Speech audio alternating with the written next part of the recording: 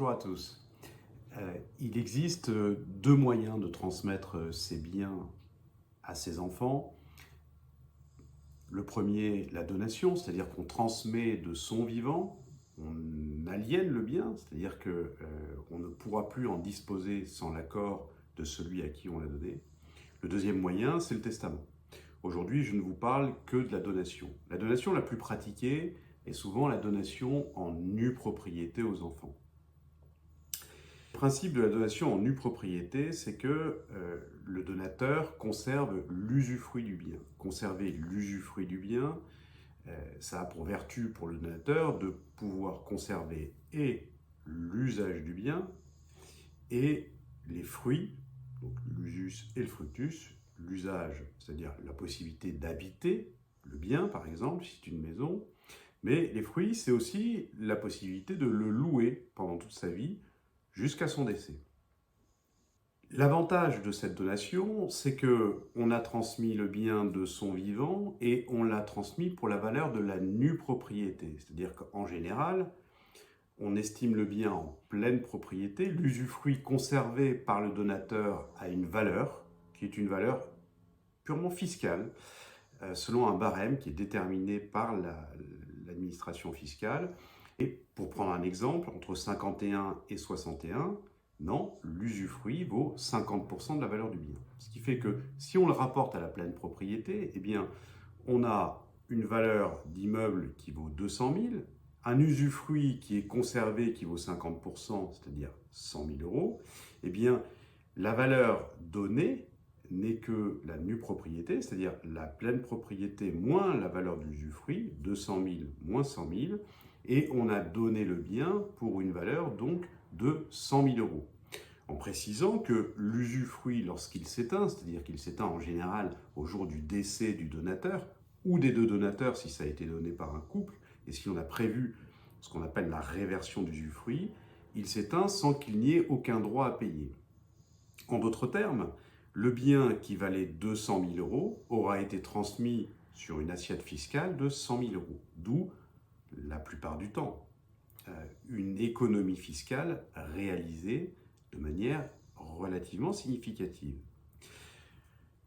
Dans cette perspective, l'usufruit est basé sur l'espérance de vie du donateur. Donc plus on donne tôt, plus la valeur de l'usufruit va être importante. Et donc, moins la masse taxable donnée sera importante puisqu'elle en est le négatif, si vous voulez. Donc, un avantage fiscal d'une valeur réduite de l'assiette taxable, un autre avantage fiscal qui est d'estimer le bien au jour de la donation et non pas au jour du décès.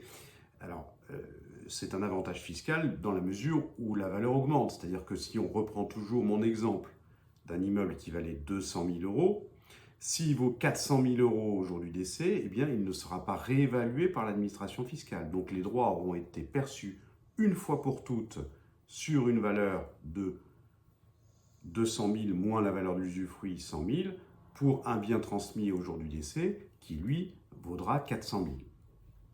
Ça, ce sont les avantages de la donation.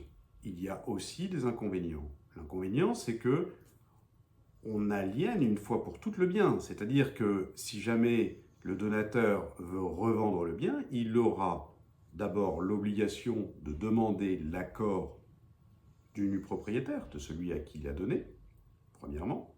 Et deuxièmement, le principe est qu'il faudra effectuer une répartition du prix entre le donateur, celui qui a donné, et le donataire, celui qui a reçu. Il existe d'autres systèmes, c'est-à-dire que le donateur peut reprendre éventuellement l'intégralité du montant du prix de vente, mais il faut pour cela avoir l'accord du donataire, c'est-à-dire de celui à qui l'on a donné, et dans ce cas-là, il faudra dresser une petite convention de manière à ce que ce donataire ne perde pas l'avantage fiscal qu'il a eu grâce à la donation.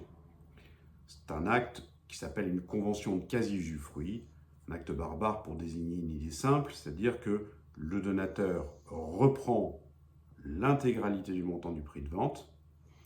Cependant, cette assiette du montant repris sera déduite de sa succession au jour de son décès.